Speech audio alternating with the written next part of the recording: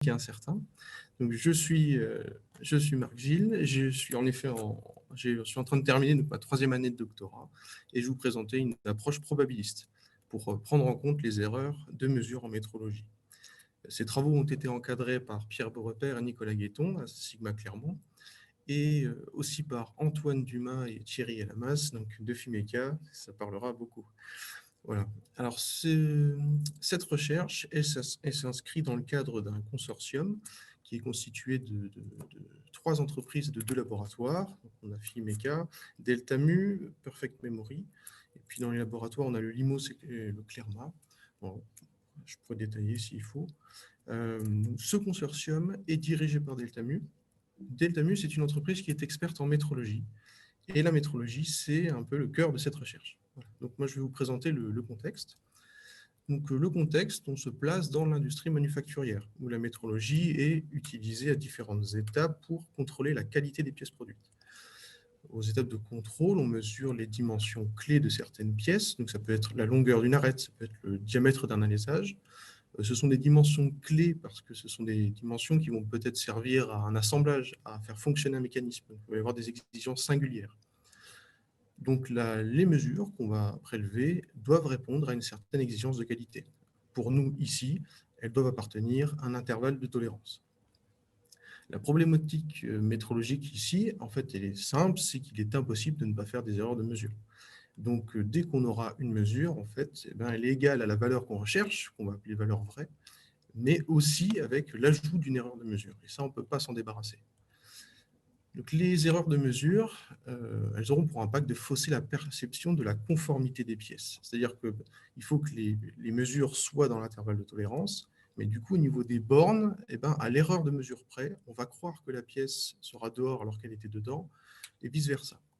Donc, voilà. Donc là, il y aura un impact évidemment financier conséquent par la suite. On parle de risque client et de risque fournisseur. Alors, aujourd'hui, on en est bien au courant de toutes ces erreurs de mesure.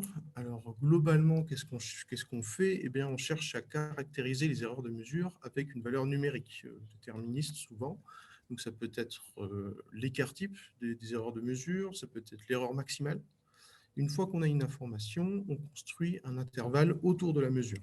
Donc, c'est très très fréquent, donc on va prendre par exemple X fois l'écart type des erreurs ou X fois l'erreur maximum pour créer une zone dans laquelle doit probablement se trouver la valeur vraie qu'on recherche.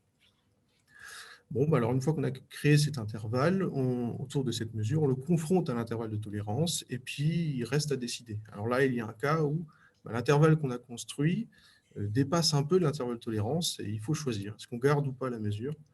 Bon, là, on manque beaucoup d'informations, on ne sait pas ce que représente ce petit dépassement. Bon, alors, cette approche, globalement, elle est fausse. Elle est fausse, mais tout simplement parce qu'il n'y a pas de raison de centrer l'intervalle qu'on construit autour de la mesure. Si on fait ça, on suggère que la valeur vraie qu'on recherche, elle est égale à la mesure plus une certaine erreur. Et donc, en fait, on a pris le problème à l'envers. Ce n'est pas ça. C'est bien la mesure qui est une réalisation aléatoire de la combinaison d'une valeur vraie et d'une erreur. Bon, après, si on fait ça, c'est souvent parce qu'on n'a pas beaucoup d'autres informations. C'est une approche à défaut et elle peut être efficiente. Qu'on ne se leurre pas, elle est tout à fait efficiente si jamais si jamais on sécurise le processus, si on met une dose de scepticisme, quelques coefficients de sécurité pour garantir un certain risque, on peut avoir des résultats. Par contre, on va augmenter drastiquement les exigences de qualité et ce sera encore une fois reporté sur un surcoût. Voilà. Alors, aujourd'hui, je vais vous présenter une approche où on va essayer de raffiner la mesure pour obtenir une estimation de la valeur vraie. Une estimation qui soit plus proche au moins que la mesure, quelque chose de meilleur. Alors, c'est un objectif qui n'est pas courant, c'est un peu audacieux de loin, mais on peut se le permettre parce qu'on a en entrée une description probabiliste de l'erreur. Pourquoi une description probabiliste? Alors, c'est un outil assez puissant parce qu'avec une distribution comme ça, on peut intégrer beaucoup d'informations. Il y a notamment la résolution de l'outil de mesure, évidemment, mais aussi, par exemple, la température, ses variations, de l'humidité. Et donc, on pourra aussi faire rentrer l'impact de la dilatation qui est lié à ces facteurs-là, la dilatation qui va affecter la pièce mesurée et l'outil de mesure. Mais aussi des facteurs humains, comme les effets interopérateurs, parce qu'on peut estimer un écart type par opérateur la dispersion liée à un opérateur. Tout ça, on peut le mélanger, on peut le simuler, c'est assez puissant, et créer une seule et unique loi qui va représenter le comportement des erreurs de mesure. Alors, ça demande une expertise métrologique, évidemment, et ici, elle est assurée par Delta Mu. Alors, la méthode que je vous proposais, elle se fait en deux parties. Il y a une première partie qui consiste à traiter un lot de mesures tout entier. On va le déconvoluer. La deuxième partie, on va ensuite traiter les mesures une à une pour chercher une estimation de la valeur vraie. Et enfin, je vous montrerai deux exemples pour illustrer l'impact de cette méthode. Alors, d'un point de vue de la modélisation, on a donc en entrée, c'est l'hypothèse de ces travaux, on a une distribution des erreurs de mesure. Les erreurs de mesure sont une variable aléatoire. On sait aussi que les valeurs vraies sont une variable aléatoire. C'est-à-dire que bien que l'ingénieur, probablement avec son logiciel de CAO, a défini une seule et unique valeur nominale pour la pièce, et bien dans la réalité, on n'aura jamais exactement cette valeur. Pourquoi? Simplement parce que rien n'est parfait. Voilà. Donc on a affaire à deux variables aléatoires. On a un lot de mesures qu'on peut noter comme ci-contre, et il faut que ce lot de mesures soit suffisamment grand, parce qu'on va évidemment faire un traitement statistique, donc une dizaine de mesures, ce sera insuffisant. Et il faut considérer que ces mesures sont aussi une variable aléatoire, parce qu'elles sont la combinaison des deux précédentes, de valeurs vraies qui ont été produites et d'erreurs de mesure qu'on a faites ensuite en métrologie. Alors, pourquoi on appelle ça la déconvolution? Eh bien, on se base sur la formule que je présentais tout au début. L'erreur, c'est la somme des deux autres, la mesure, c'est la somme des deux autres variables aléatoires. Et il se trouve que si les deux autres variables aléatoires sommées sont indépendantes, alors la distribution des mesures est donnée par le produit de convolution. Donc, l'hypothèse d'indépendance, ici, on peut se la permettre assez facilement. Et le produit de convolution, c'est une intégrale. Une intégrale, ça se résout assez bien. On peut aussi la simuler avec Monte Carlo. Il y a des façons de traiter le problème. Par contre, nous, ce qui nous intéresse, c'est un terme à l'intérieur de cette intégrale. C'est la distribution des valeurs vraies qui a été mélangée dans l'intégrale avec les erreurs et qui, au final, donne les mesures qu'on a en métrologie. Donc, on veut déconstruire, en fait. On veut revenir, on veut remonter sur ce produit de convolution. Donc, c'est pour ça qu'on appelle ça déconvolution. Alors, une première méthode, c'est lorsque les variables aléatoires sont gaussiennes. Alors, c'est une hypothèse un peu forte, certes, mais les résultats sont du coup analytiques et parfaits. Alors, du coup, si les variables aléatoires sont gaussiennes, on va s'intéresser à leurs fonctions caractéristiques. C'est des fonctions dans le domaine complexe.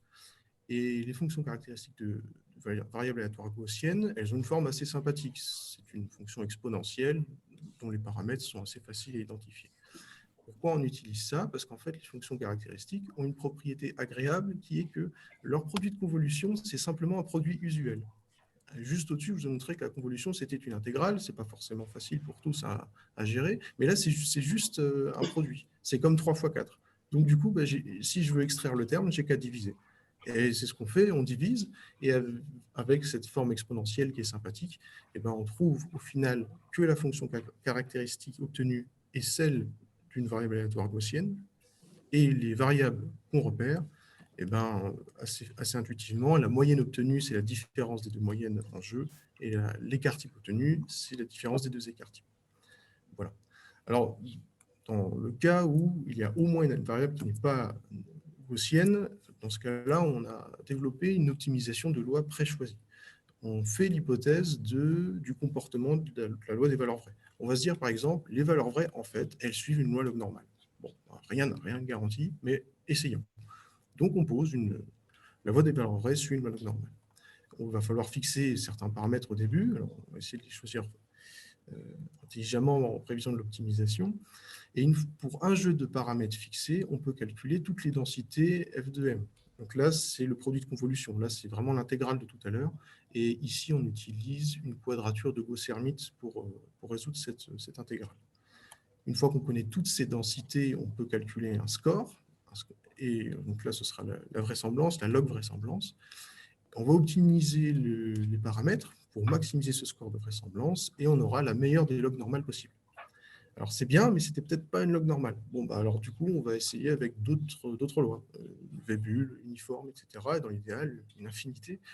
Et ensuite, on va choisir la meilleure de ces meilleures lois. Comment? En utilisant le score BIC. Voilà.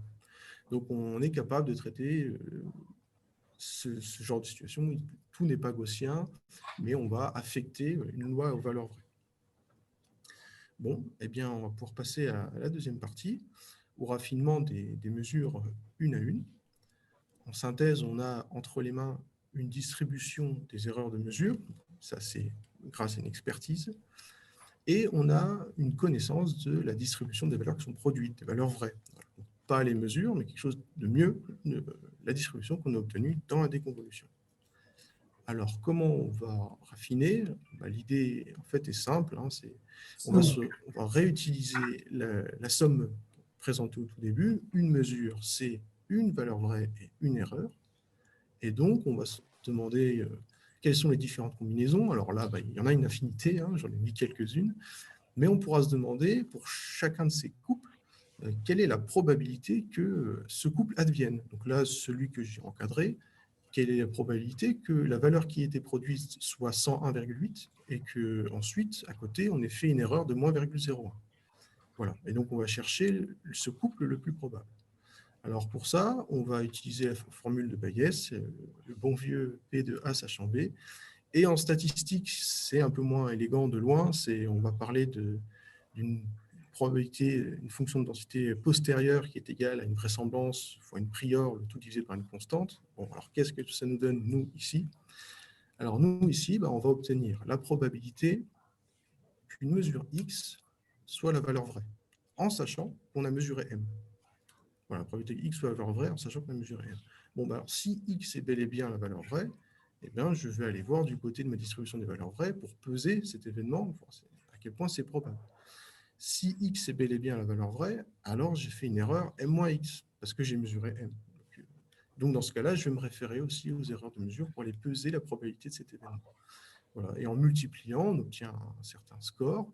Pour un x donné, on discrétise l'axe des valeurs possibles, et puis on trouvera un x dont la probabilité est la plus élevée. Donc, on trouvera le couple le plus probable, et donc la valeur vraie la plus probable qui était cachée derrière notre mesure, en connaissance de ces distributions.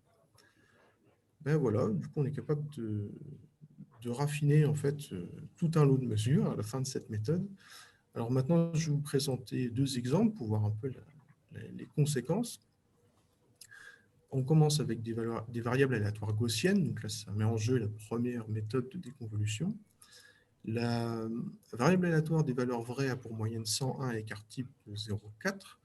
Et les erreurs ont une moyenne nulle et un écart type égal à la moitié de celui des valeurs vraies, qui est 0,2.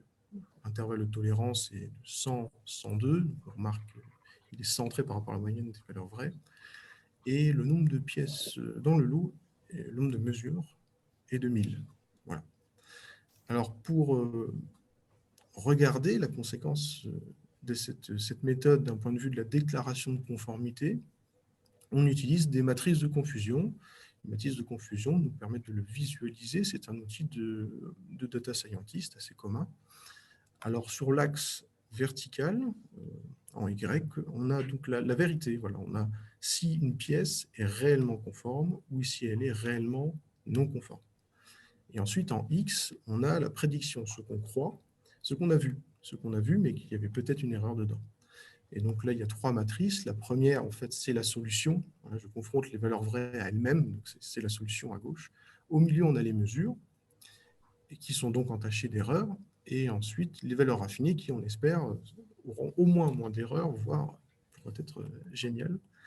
Alors, pour ça, on va commencer par regarder je vous propose de regarder la première des diagonales. C'est la diagonale des réussites. En haut à gauche, on a les pièces qu'on a prédites conformes, et elles le sont bel et bien. Et en bas à droite, on les a prédites non conformes, et elles sont bel et bien non conformes. Alors, ici, tout à gauche, on voit que c'est un cas où il y a beaucoup plus de valeurs conformes, heureusement, seulement 42 valeurs non conformes. Si on regarde les mesures, avec les erreurs qui ont été commises, on a pu identifier correctement 936 pièces, tandis qu'avec les valeurs raffinées, si on se tient aux valeurs raffinées, on identifiera 967 pièces. Donc il y a une différence de 31 pièces, mais objectivement en faveur de la méthode. Donc il est meilleur d'utiliser ces valeurs raffinées, on a gagné quelque chose. Maintenant, si on regarde l'autre diagonale, celle des échecs, eh ben, on va retrouver cette différence de 31 pièces. Alors en bas à gauche, on a du coup les pièces qu'on a crues conformes, en fait elles ne le sont pas, et en haut à droite, c'est les pièces qu'on a crues non conformes, et en fait elles l'étaient. Voilà, donc là, on retrouve cette différence en faveur de la méthode. Par contre, ce qui devient intéressant ici, particulièrement, c'est de regarder terme à terme. Si on regarde en bas à gauche, donc là, on a affaire au risque client, et ben, on se rend compte qu'on a augmenté le nombre de pièces qu'on a cru conformes et qu'en fait, elles ne l'étaient pas. On a augmenté le risque client. Et en haut à droite, on a diminué le risque fournisseur. Alors ça, c'est un résultat qui n'est pas propre à ce cas, c'est un comportement, c'est une tendance de cette méthode globale. Voilà. Alors, le deuxième exemple, on va simplement retirer le caractère normal des lois des valeurs vraies. On va mettre du log normal pour perturber un peu. Donc, on va utiliser les lois préchoisies. Alors, il se trouve que le log normal, on va pouvoir retrouver assez correctement. Si la loi des valeurs vraies suit la loi normale, on va pouvoir la retrouver en supposant, quand on supposera que la loi est log normale, on va retomber sur quelque chose de correct. Voilà. Donc, cette loi normale reste dans les mêmes ordres de grandeur que précédemment. Simplement, l'écart type est de 0,6 maintenant. Et donc, on a adapté l'écart type des erreurs à 0,3 pour conserver le même ratio, que ce soit plus comparable. Alors, les résultats, en fait, sont globalement les mêmes. Voilà, on a un cas vraiment très similaire. Cette fois-ci, la différence est de 21 pièces. Et voilà, ces caractéristiques, les résultats sont semblables.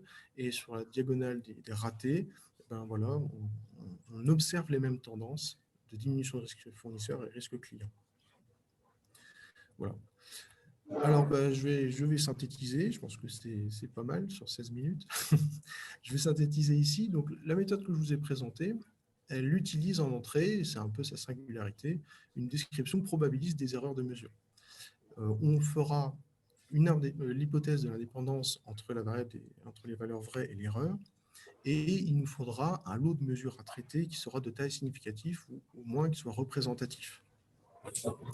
Si on arrive à réunir tout ça, eh ben, on peut obtenir à la fin une meilleure approximation de la production, c'est le résultat de la première méthode avec la déconvolution, des valeurs qu'on a produites. On aura aussi une nouvelle déclaration de conformité, on va pouvoir se référer à ces valeurs qui sont raffinées, non plus aux mesures, et ces valeurs raffinées, elles présentent un plus grand nombre de pièces bien triées. Et de surcroît, on a la connaissance de la tendance de cette méthode quant au risque. Alors, c'est quelque chose qui sera pesé physiquement. Souvent, le risque client est plus coûteux que le risque fournisseur. Bon, ça sera quelque chose à traiter physiquement, mais c'est bien d'en avoir conscience et on va pouvoir aussi travailler ce sujet-là. Et donc, ça me permet de joindre ce qui est fait en développement. Alors, bon, dans un premier temps, il y a cette déconvolution. On aimerait bien l'étendre à toutes les lois sans faire de pré-choix, etc. Par exemple, pour des lois bimodales, donc ça, c'est en cours. Et aussi, il y a tout un pan intéressant d'exploitation de la courbe postérieure. Voilà, la courbe qu'on a obtenue à l'issue du bayésien. Cette courbe nous donne la valeur la plus probable, mais pas que. Ça nous donne une information sur les risques. Par rapport à l'intervalle de tolérance, les risques client-fournisseur, on pourra ajuster en fait le choix des valeurs raffinées grâce à cela. C'est vraiment un luxe qui fera partie des travaux de thèse et que je n'ai pas présenté ici. Et je termine avec les remerciements parce que cette thèse a été financée en particulier par la région Auvergne-Rhône-Alpes et aussi le FEDER. Je joins la courte bibliographie qui a été utilisée pour cette présentation. Et je vous remercie pour votre attention et je vous souhaite une bonne fin de journée, une bonne journée pour la suite. Voilà, merci. Merci Marc, donc je vais couper l'enregistrement.